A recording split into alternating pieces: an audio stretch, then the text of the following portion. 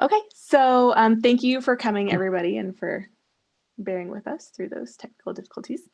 What we're going to talk about today is what to do now, right? We know this is not where we all hope to be at this time, but it doesn't have to be the end point for your career of becoming a genetic counselor. But we don't want to do the whole process again without making any changes, right? We want to help you guys know what you can do now and through each step of the process to be successful if you decide to apply again. So I'm going to turn the time over to Jessica, and she's going to talk through most of what we're doing today. I'll take back over to talk about some of our match stats and other information like resources for you. And then there's a little like goal setting and like activity kind of at the end that Jessica's going to lead. So if you have any questions, like you feel free to interrupt us and ask. You can also put it in the chat, which I will be monitoring. But I'll go ahead and turn the time over to you, Jessica. Thank you. Hello. Yeah, thank you again for kind of bearing with us for some of these technical difficulties, but I see a few familiar faces on here. And for those of you who don't know me, I'm Jessica, also Coach Jess. I've been with GC Prep for the last 2 years, working with applicants looking to become genetic counselors. And I thrive in that space. My career path is not that traditional, and I've spent a lot of time in industry and patient advocacy and nonprofit, and now more mentorship and life coaching. So I'm excited to be here with you guys and to help really just kind of promote just self-confidence and support and connection here as we continue to move forward and be resilient with becoming genetic counselors, because I know it's tough not to match. So I will go ahead and advance the slides here, and you guys will have to bear with me. Some of these slides I might have to jump out to open up the interactive portions of today's talk. So I will just give a quick overview of what we're going to be going over today, and then we'll jump right in. So we're going to discuss what does not matching mean. I have a little bit of results from the match program to kind of go over, and we're going to just discuss that. Why didn't we match? So going through a few reasons and that might have occurred that you didn't match, and then what should we do now? So some practical steps that we'll be going through to move forward with this. Where do we get help? And this is where Michaela is going to jump in to share some external resources as well as resources that GC Prep provides to help to get you to that next step. And then she's going to go over some stats as well about what we've been doing at GC Prep and the efficacy of all of the resources and stuff that we provide. And then, as she mentioned as well, at the end, there is an optional group coaching session that we will go together and brainstorm together with to kind of be proactive in our next steps for preparing for applications. And then we'll do a little promo at the end as well. So this first interactive activity is for means of providing and just sharing connection, letting you guys know that you're not alone in this. And so I'm going to ask everybody to just be a little vulnerable at the moment and use this poll. You can either do it online or you can do it via text at the top there. And would love for you to just share kind of one word of an emotion that you were feeling, rather like maybe right when you got the news or even currently now, just to get a sense of, how everybody is feeling, and maybe there's a common theme or connection that we can pull from this. I'm not sure if everybody is able to use it. Yep. Devastated. Thank you.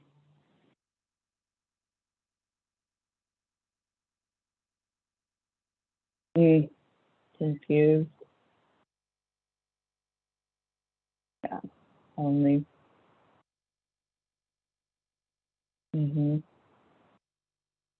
Shocked. I'm not sure how many people we have on this call. Grow, that's a good one. Bummed. I don't know if anybody else can provide. I can't really see the chat here, but yeah, these are all our intense words, and it's a very common feeling to have all of these, especially the confused, devastated, discouraged.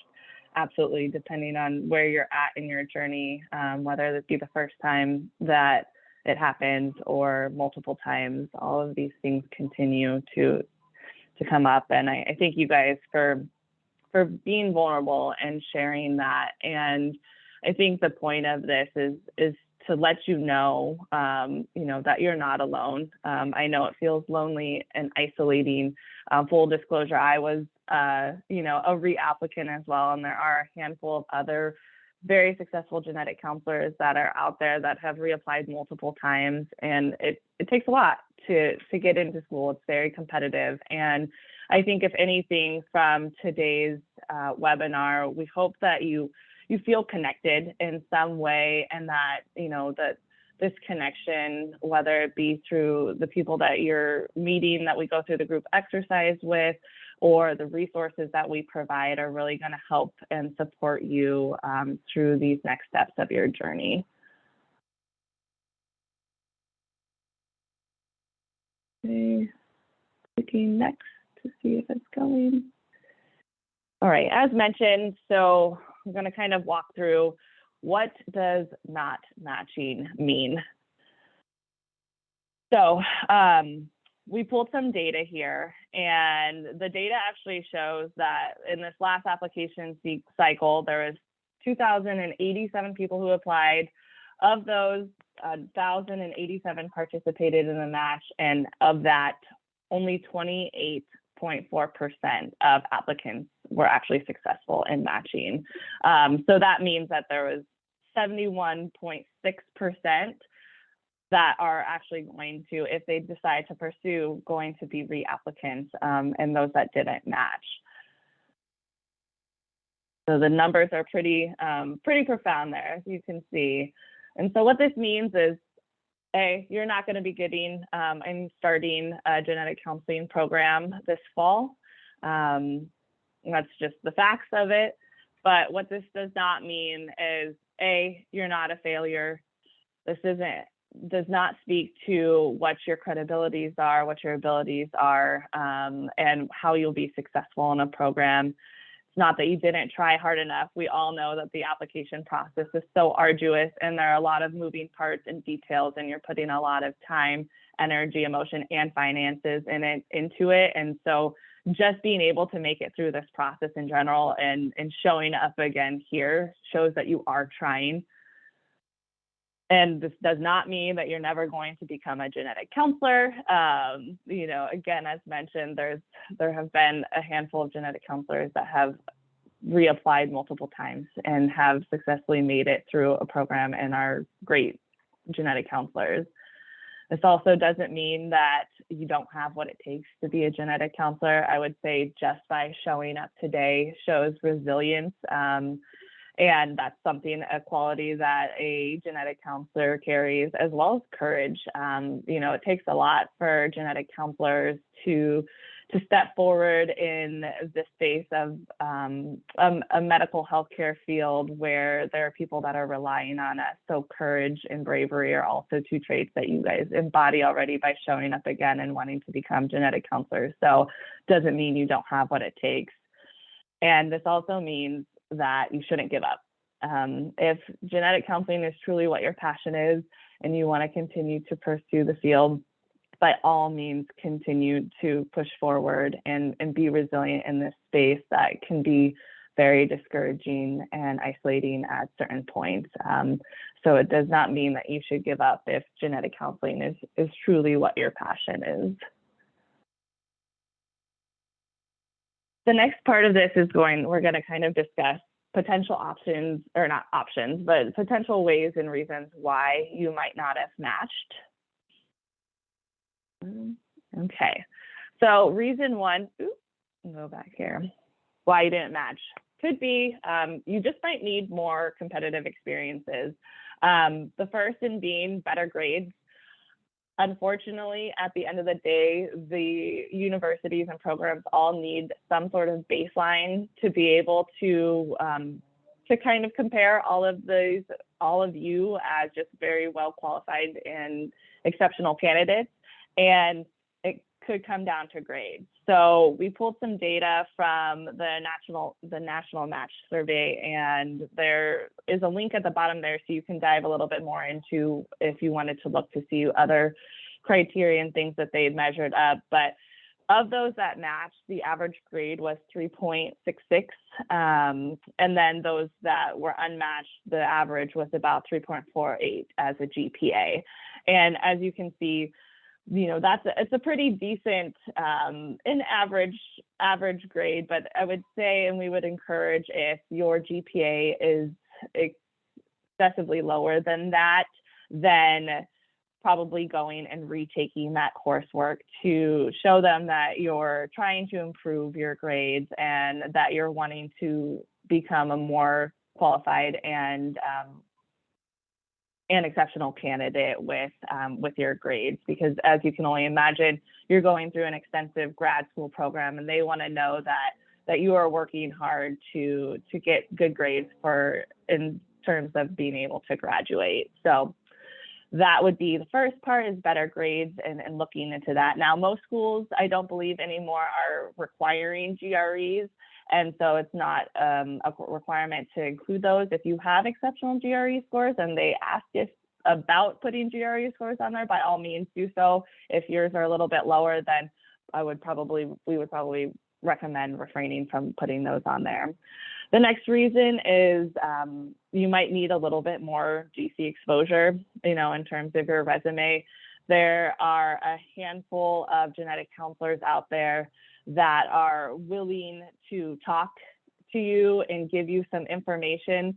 There's a never-ending pool of us. And so even if you don't get direct clinical exposure or shadowing, you can always reach out and just network with genetic counselors and learn more about the field and gain valuable insights just through connecting and getting any sort of informational interview. So that would be another reason why crisis counseling or counseling experience, again, bringing in and coming in with crisis and or counseling experiences directly aligned with what genetic counselors do on a daily basis. So having experience and knowledge in how to communicate with those individuals and what that looks like, stopping and being reflective, gaining valuable insights as to how to manage and support those individuals can put in a competitive edge to you by getting that exposure and experience. Advocacy and volunteer experience could also give you a competitive edge.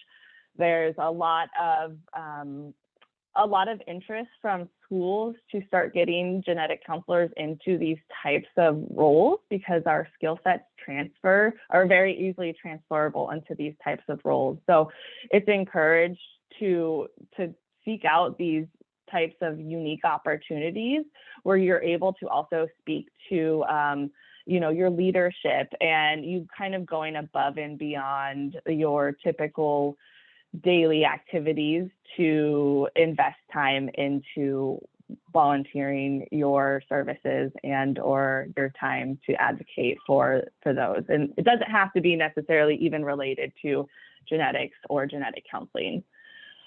Another thing that you can do is take additional coursework and or training that could add to your resume as well.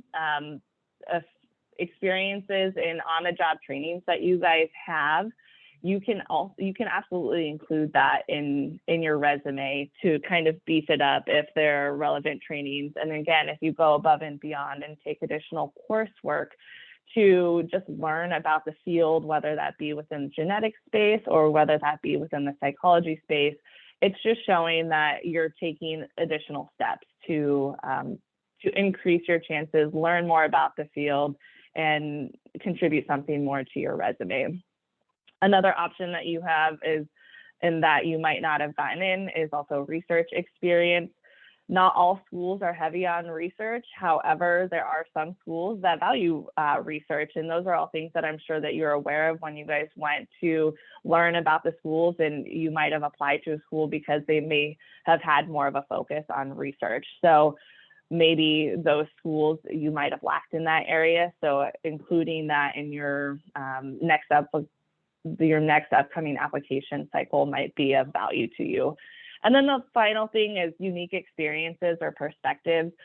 Schools, and we've gotten this feedback from a handful of program directors, especially with DEI being something that is of value to a lot of these programs and being included in part of their culture. Any sort of diverse experiences or unique perspectives that you have is totally noteworthy to put on your resume and to talk about in your personal statements. And for example, one of my classmates was majored in dance, and she is a fully great and successful, thriving genetic counselor. And that was one of the things that gave her a competitive edge into getting into school, was her perspective in competitive dancing for her degree. So the next reason why there's a potential that you didn't match could be the writing and or interviewing skills that you have may or may not need a little bit of work. So one of the biggest things that schools always ask, and I'm sure if you've gone through the interview process, is why you want to become a genetic counselor. And so if you are unable to articulate why you want to be a genetic counselor, whether that be on paper or in person, that is kind of a red flag to schools that you may or may not just be doing this to check off a box and you don't fully understand what it is a genetic counselor does. And so if you're unable to write or articulate this in a particular way, that could deter programs from wanting to either invite you into interview or after they meet with you in person to move forward with you to match. The other thing could be if you're unable to articulate what a genetic counselor does, and that kind of falls into why you want to be a genetic counselor. If you don't understand what a genetic counselor does, then what's the point, I guess, of going to school? With articulating what a genetic counselor does, you've put in a lot of time and dedication to build your resume, and we would hope that, and schools hope that you have a more in-depth understanding outside of the daily tasks that a genetic counselor does, making the connections and having thoughtful insight as to more of even the emotional side of what genetic counselors do could be very valuable and important in this case. And so one thing to note is those of you who have had a lot of exposure with genetic counselors directly, in particular, maybe GCA positions, in the interviews and throughout the application process, you are held to a little bit higher of a standard to really understanding what a genetic counselor does and the complexities that underlie our roles as genetic counselors, because you're immersed in it almost every day. And so just keeping that in mind. However, regardless of what your role is, it is very, very important through all of the experiences and the exposure and research that you're doing in the space that you are able to articulate what a genetic counselor does. And a good tip is to maybe craft some sort of elevator speech that when friends and family ask, you're able to articulate that to them, to just kind of get in the habit of getting that practice. Another thing could be superficial analysis of experience. So going back to just kind of the basic job role of what a genetic counselor does throughout the application process and throughout the interview process, they will ask in-depth questions, and they're wanting to know, do you have a under the iceberg kind of insight as to really what the complexities and nuances of genetic counseling are and what we do. And so, for example, if during the interview they ask you, you know, an experience about your working at a smoothie shop, or your shop, sorry, I'll rewind there. I'll be more direct in terms of using an example of your counseling exposure or shadowing experience. If you just kind of give a very superficial answer in the way that, oh, the genetic counselor, you know, they just listened to the patient and they educated them about the genetic condition and the patient felt supported. That is very surface level. So when we say giving a little bit more in depth of an answer, you really want to kind of share the story with the exact language and wording that the genetic counselor might have been, I guess, in how they were interacting with the patient. So using GC language as they were actively listening to the patient as they were, you know, emotionally distressed during this time. I felt as if XYZ, the genetic counselor did XYZ in terms of supporting the person. So kind of going that extra level as to explaining more than just the surface level of your experiences.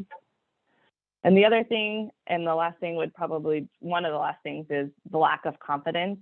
It is really, really hard to be confident, especially as a reapplicant, but even as those who pursue the genetic counseling field for the first time too. You know, there's no magic formula to it. However, it very well comes off if you're not confident in who you are, what your values are, what your strengths are, and what you have to offer to these programs.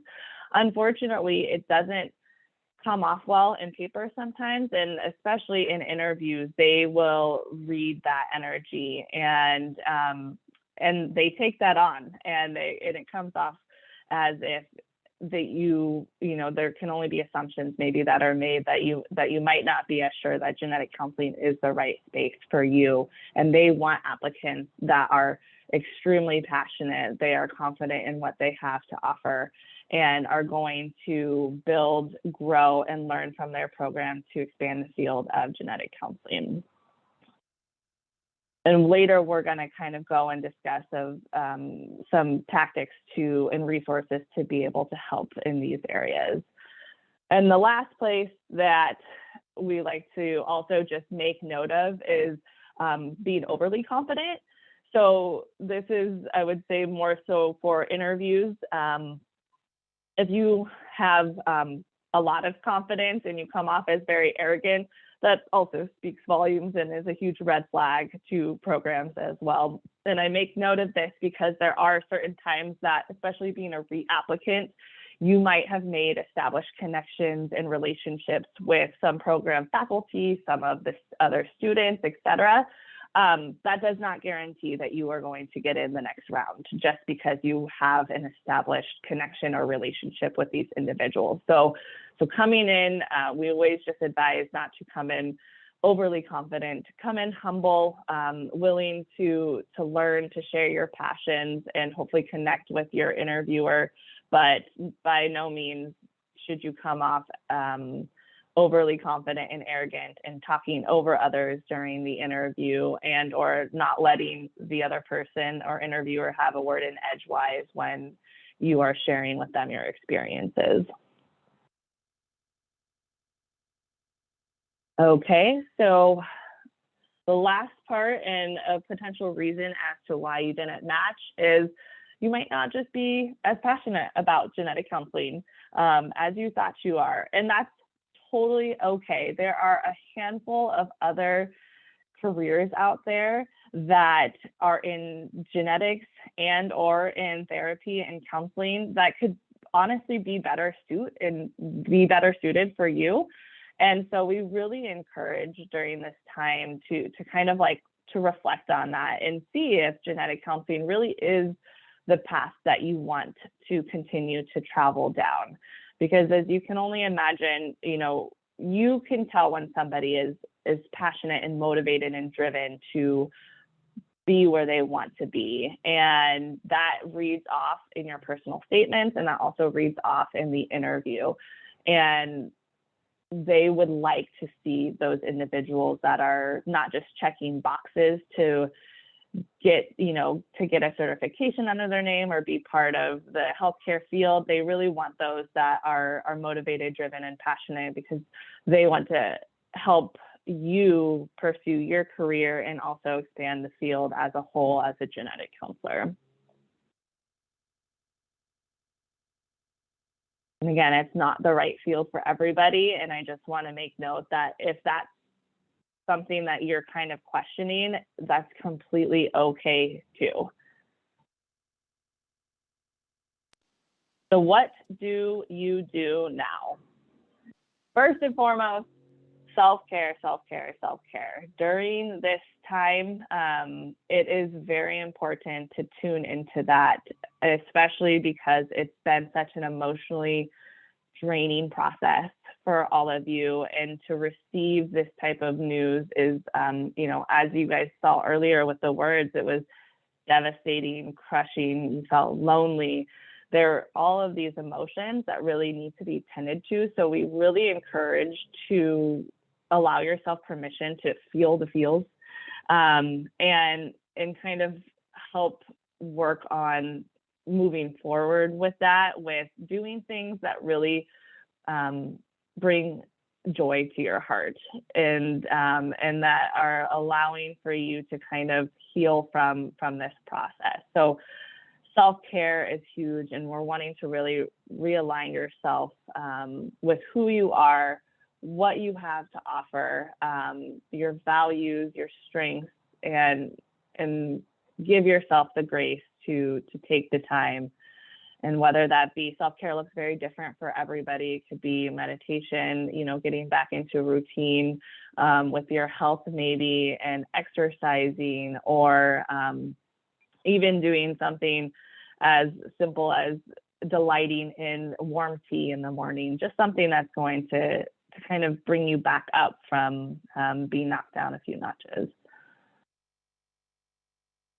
So the second thing to do is decide if you're reapplying. I discussed this a little bit in the last slide, but this is really a time for you, after you have been healing from this process, to really just think, process, and reflect as to whether or not you want to go through another application cycle as pursuing the field of a genetic, or the career of a genetic counselor. So during this time, we would encourage you to just stop and reflect on your interests, what your values are, what your strengths are, and if those are things that continue to align with genetic counseling and what we do as a profession, then take that opportunity to figure out what your next steps are and how you're going to navigate. But it is important to decide if you want to go through this process again. So the next thing would be to ask for feedback from the programs from where you applied, regardless of whether or not you got interviews there. It is always just valuable information to have, so if they are able to provide specific feedback for you, where to focus your efforts. Now, I will say that not all the time are programs going to be able to give you direct feedback. That's not uncommon. There are some programs that will provide specific feedback, which is great and helpful for you, but sometimes there are blanketed answers or responses that they'll give, and not much direction. So regardless of whether or not there's tactical and actionable steps that they can give you to really improve your resume, we would encourage you to even just look at it as an opportunity to network and show that you are wanting to improve, and just expressing that to them.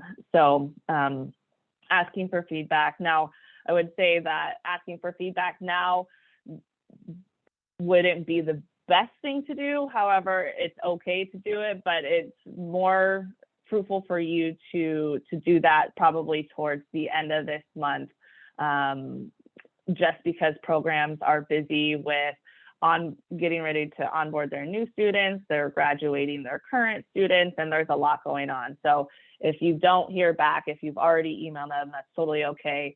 But I would expect them to not reply right away. And if they do, then great. If not, then just be patient and wait for the process. And you can always follow up too over the summer if you haven't heard. So again, end of May, early June.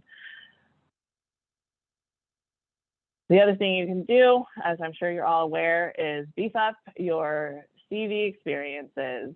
So this is the time to really just kind of dive in, look at what experiences you have and what you're lacking in. And we went over that in the previous slides, and start identifying kind of what your interests are and where you want to kind of expand and grow your knowledge in the field. So looking at different unique opportunities that are of interest to you, so that you're able to like really speak confidently about them in your personal statement and or during the interview. Those are always the best types of opportunities to kind of seek. And again, it doesn't have to be directly related to genetics or genetic counseling. Obviously, that definitely adds some gusto to those experiences. But if you're able to connect the dots to how XYZ experiences are related to genetic counseling, and you can articulate that, then that is just equally as valuable. Again, networking, as I mentioned earlier, just reaching out to genetic counselors. There's always this common misconception that you're burdening us or them, but it never hurts to ask. If they don't have the time, they're gonna tell you. So just an encouragement is to just reach out and learn.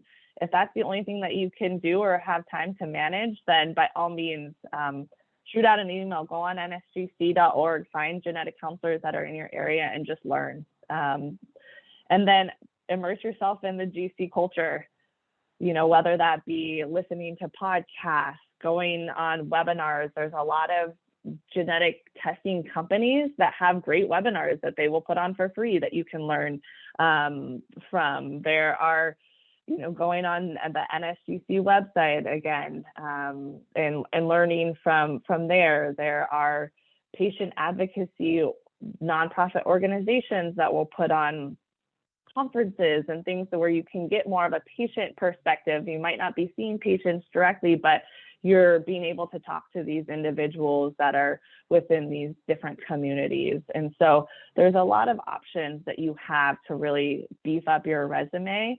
And this is a really good time between now and the start of the application cycle to do that.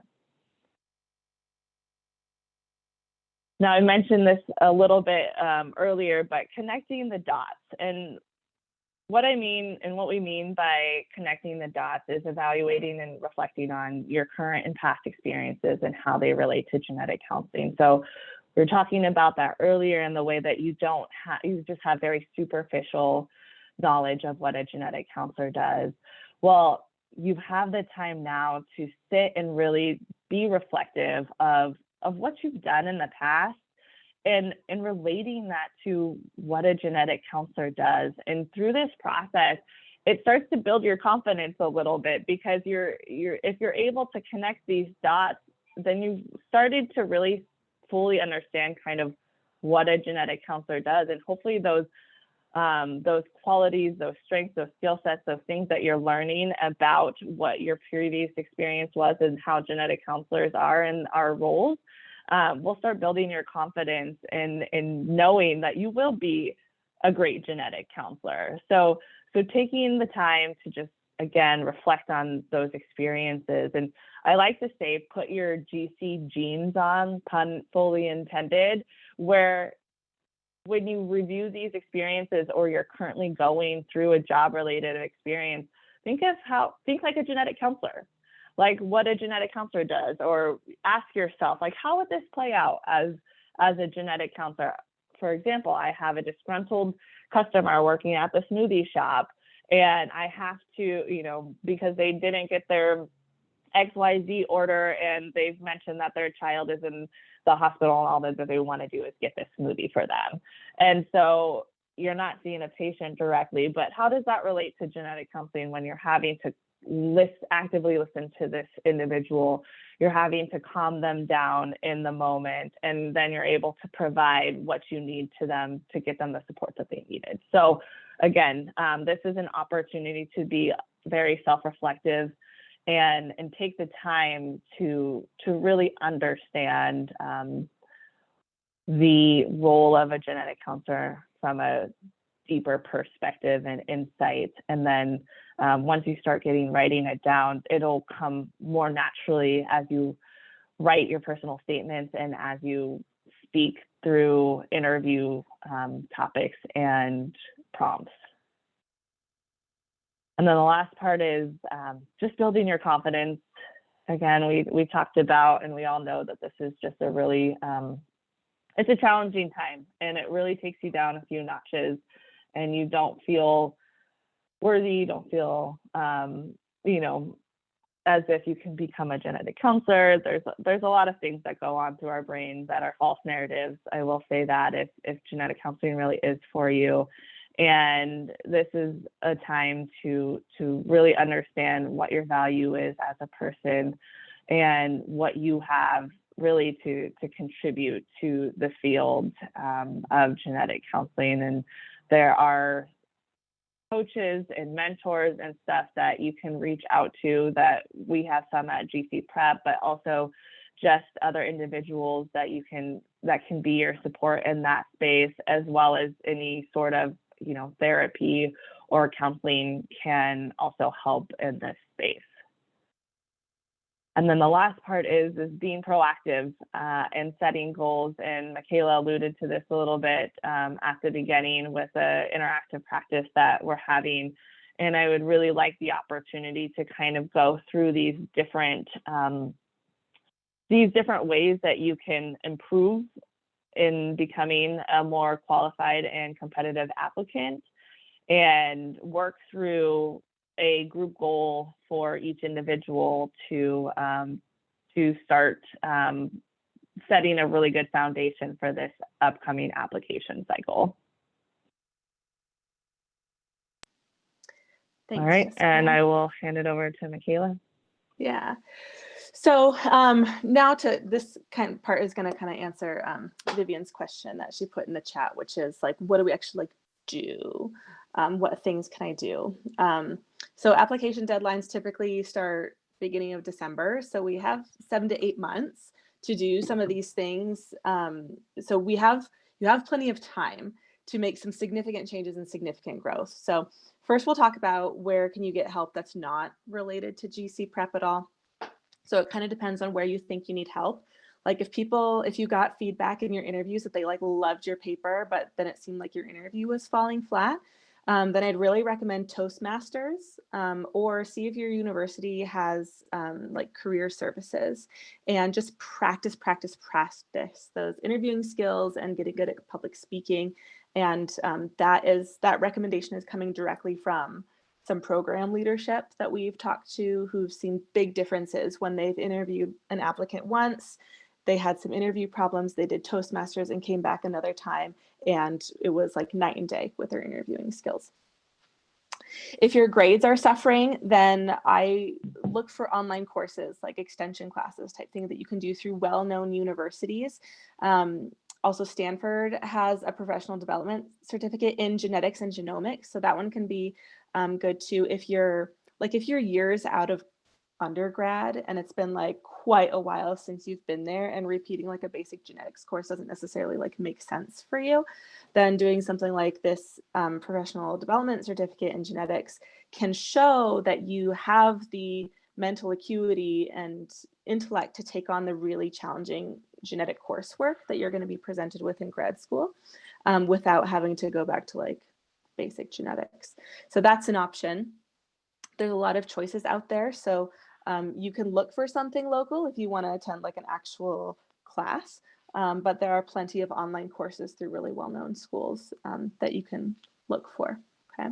So if you're going to prioritize, and you don't necessarily, if your GPA is low in general, you don't have to fix all of it.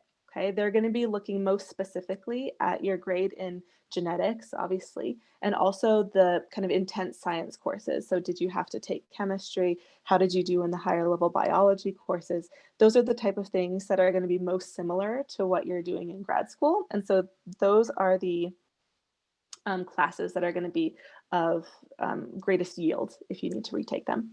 As far as exposure, Jessica mentioned something or some of them. So career fairs, NSGC has a special interest group that's a SIG for applicants that you can join. The programs have open houses, as you know, the DNA Today podcast, there's GC chat on Twitter, and then just following people on LinkedIn, doing webinars, internships, if you can get them, advocacy, organization, volunteering, there's lots of opportunities.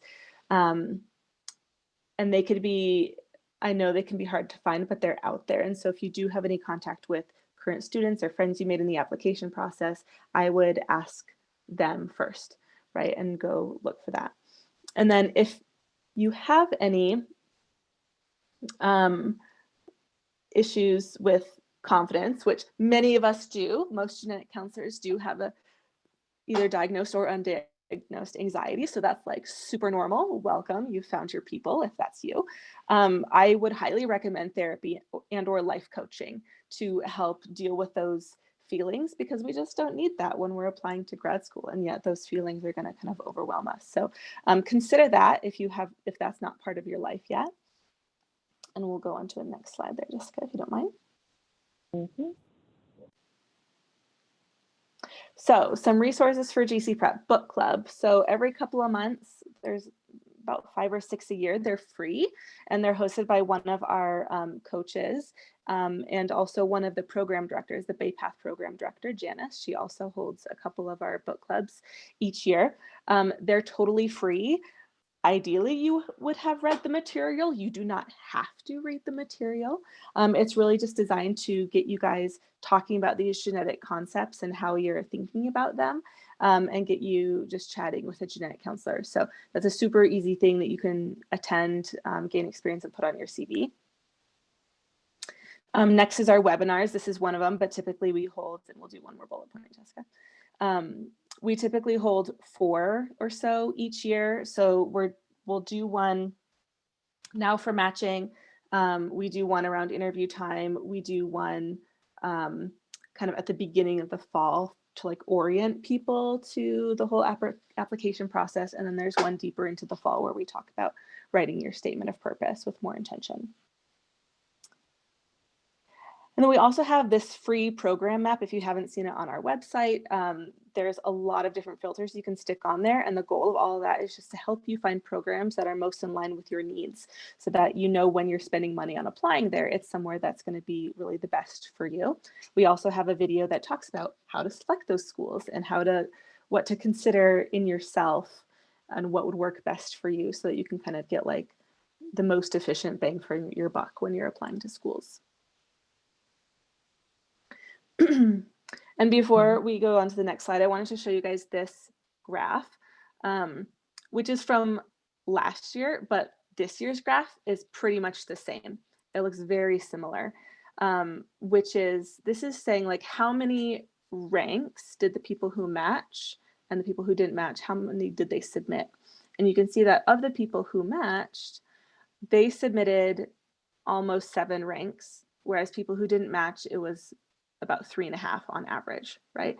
So because different schools, some of them have like multiple tracks you can rank, this doesn't necessarily mean you have to apply to like that many programs.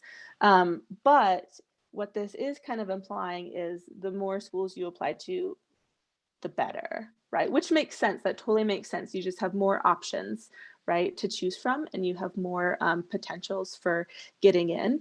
And so typically when an applicant comes to us at the beginning of the fall, and they tell me they're only applying to like 3 programs or 4 programs, I get more concerned, right? Just because their options are fewer. Really, we like to see people applying to like 6 to 8, or even sometimes more if they're feeling enthusiastic, but just to give yourself options, if your paper doesn't jive with one particular school, then you have plenty of others to go to. Okay, and then we'll hop on to the next slide. Okay, so let's talk about some resources with GC Prep. We have educational videos. They're available by a subscription or by a one-time purchase. And also if you identify as underrepresented, whether that's by race or orientation or socioeconomic demographic, then those are free. And so we have a place on our financial aid tab where you can complete the demographic survey, and almost everyone who completes that qualifies. And so that is about $140 value to get that for free. And really those videos are designed to get you all the information that you need to like base level stuff. So it will take you past the basic kind of into the middle of like intermediate knowledge that you need to have, but beyond there it's really needs to be individual because each of you are kind of coming from a different background and have different skills. And so beyond the videos is where like one-on-one coaching can really help, but having those videos makes a really solid foundation so that you know all of this background knowledge that you need to have. And we discuss not only like how to be successful in applying, but there's also discussion of, you know, different issues in the field and different specialties. And then we have interviews with genetic counselors. If you're not able to get one on the phone, you can at least watch one and hear about their career. So it's really great kind of knowledge for people to have. We also have small groups. So these are, you know, max 6 people meeting with a coach, and they're very focused on one particular topic. And so you get to hear feedback specifically for you, but you also get to kind of see feedback given to other people. So it's kind of like a group learning, but not too many people that you can't have some individual attention. And those are a very like cost-effective way of getting your stuff looked at and getting some questions answered without like if you are on quite a budget there. So that's an awesome option.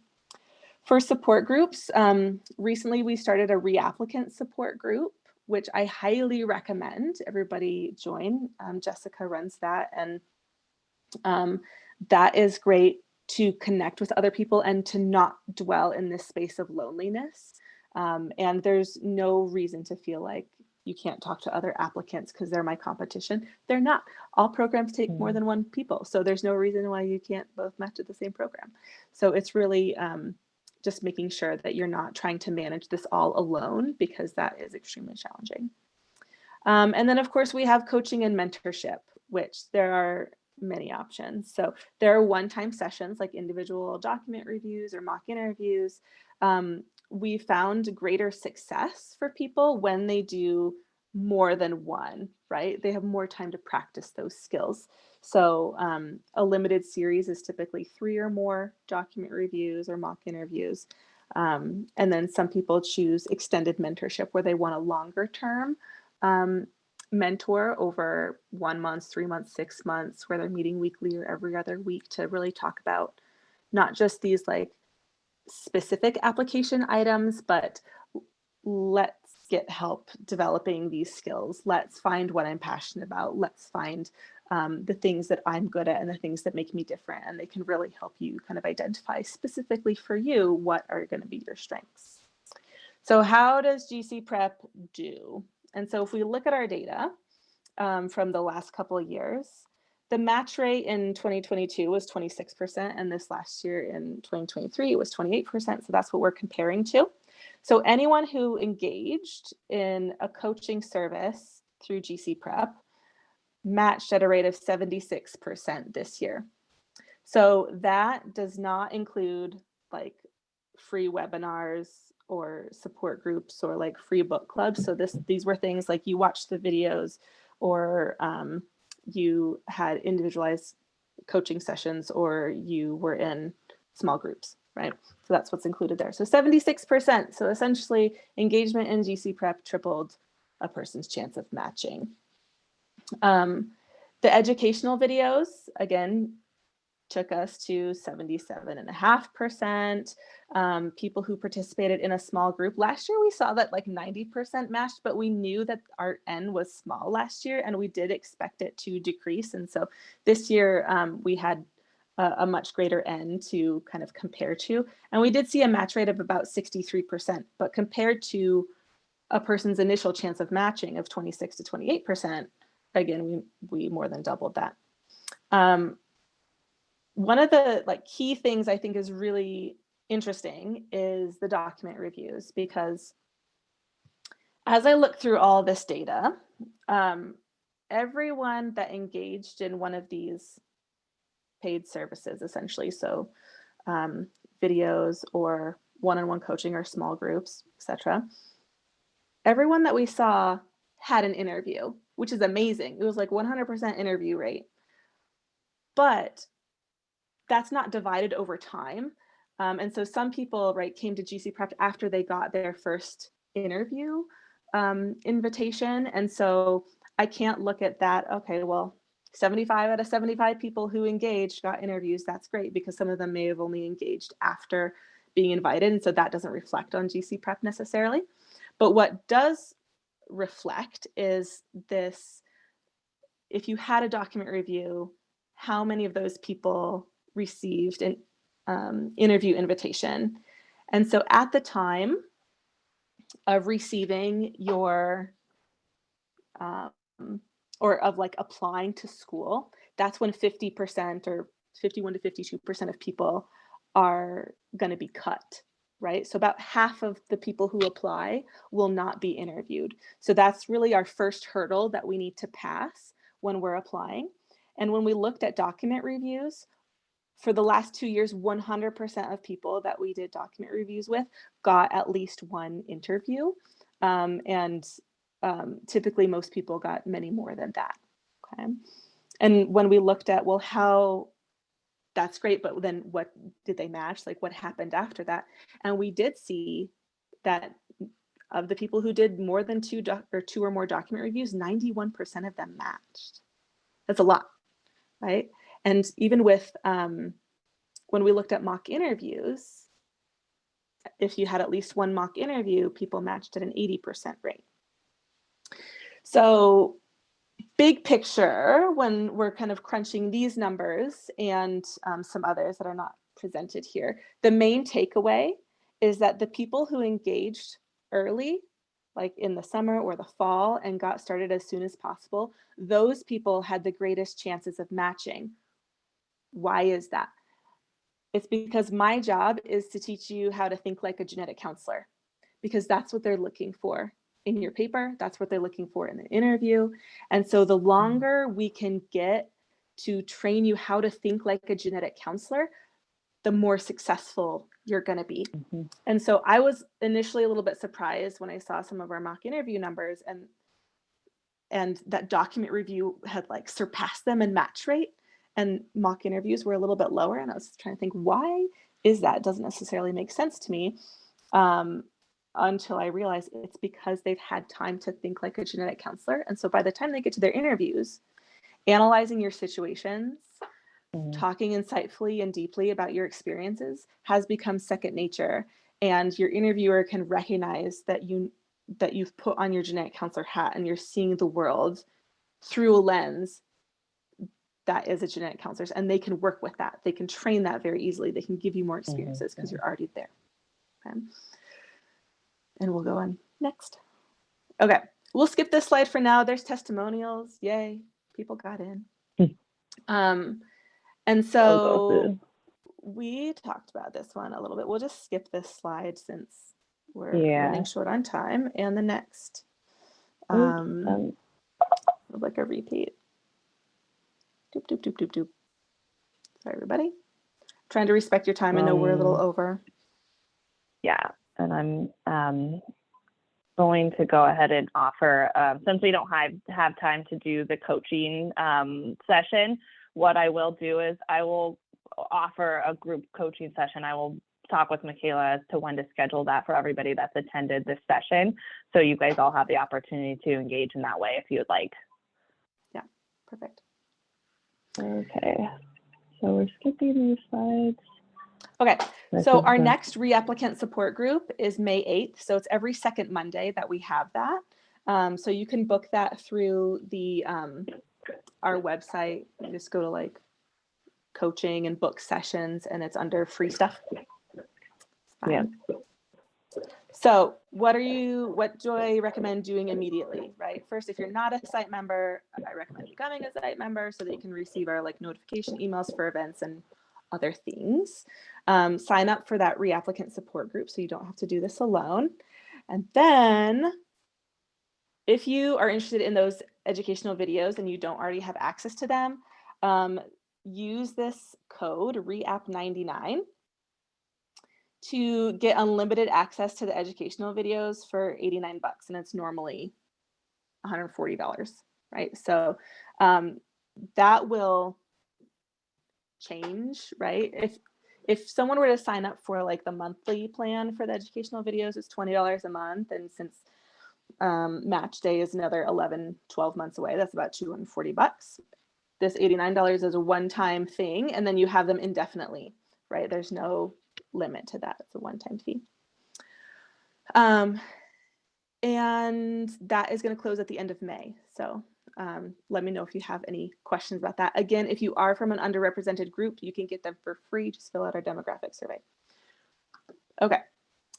Any questions before we go? I know we're kind of approaching the end of our time. Any concerns that anyone might have or any thoughts you want to share? How often do the doc reviews run? Yeah, so they're on demand. So those you can book an individual session at any time through the online calendar. Or you can book, like if you book a package of 3, that's called a limited series, and we schedule those whenever you're available. And so typically we do those from September to December, early January, whenever your like deadlines are. But those, like booking a package as a limited series is a discount compared to booking like 3 standalone ones. That makes sense. Other questions? And also, I forgot to mention, if you're not sure about like doing a package like that, or if you think you might want longer term mentorship, but you're not sure, on our website, we have like a limited series mentorship orientation or a long-term mentorship orientation. Those are just brief meetings with me, and we talk about where you are and what you need and how coaching could help you. And it's very individual. And we talk about the different coaches, and then I hook you up with the coaches so you can kind of do a meet and greet before deciding. So that those kind of orientation meetings with me are free, and it's just to help you guys find what could be a good path for you specifically going forward.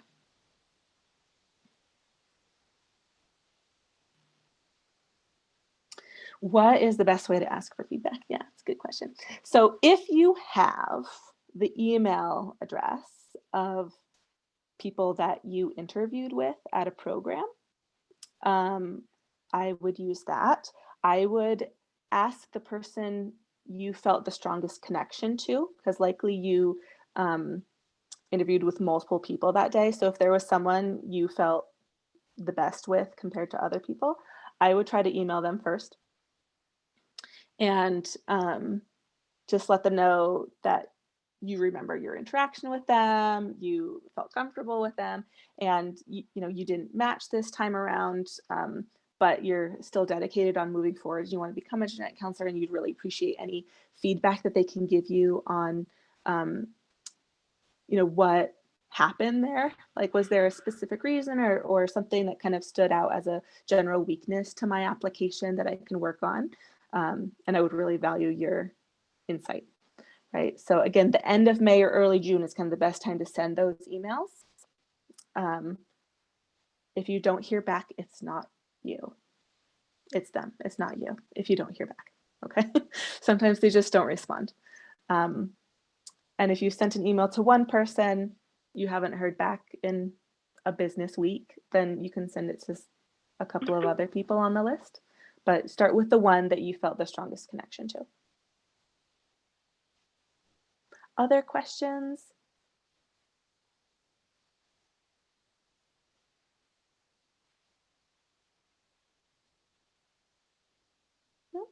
Okay. So I am always available. You can reach me at support@gcprepllc.com. That I answer those directly.